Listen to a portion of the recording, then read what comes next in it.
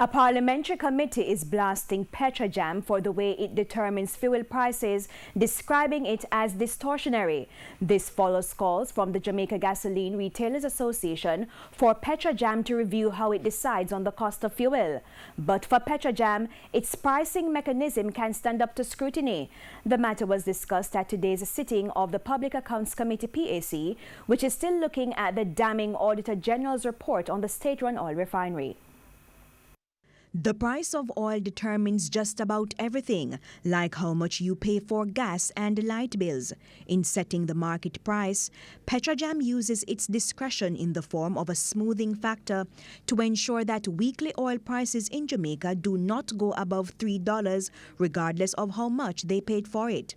That, PETROJAM says, helps to stabilize the market. 1 week the price go up by $6. What we will do is the company itself would restrict the price to a $3 increase. The following week, if it goes up by another $6, then we still have to restrict it.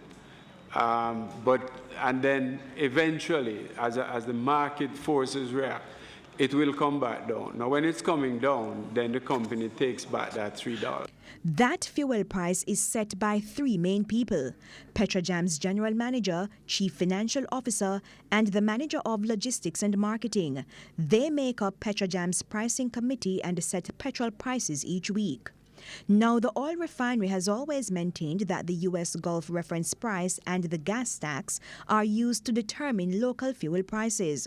But Tuesday, the PAC was told other factors are involved: freight charges, insurance, and something called acquisition differential. If we buy gasoline from Trinidad, they supply the gasoline at a price of the U.S. Gulf reference price plus some number or minus some number. That's the acquisition differential. The idea that our pricing is based on U.S. Gulf reference prices, that idea is an illusion, because it's based on the actual price we pay for diesel wherever it is we buy it. And all you do is express that price out of Trinidad. If Trinidad charge you $100 per unit, and U.S. Gulf reference price is $90 per unit, you call the $10 difference the acquisition differential. But that acquisition differential is really just bringing the U.S. Gulf reference price to whatever the actual price that you procured the cargo at. But that is the method that is used everywhere in the world. A small committee at PETROJAM, who are, not necessarily PhDs in economics, are at their discretion distorting the prices from week to week, distorting the signals being sent to the market. Mr. Chairman, wait. Who has been determined to be distorting the prices? The pricing committee which member? at The PETROJAM. Which member has been distorting the prices? There is a discretionary adjustment to the pricing. And so that is a distortion of the price. PETROJAM argues that all contracts for oil purchases are tendered.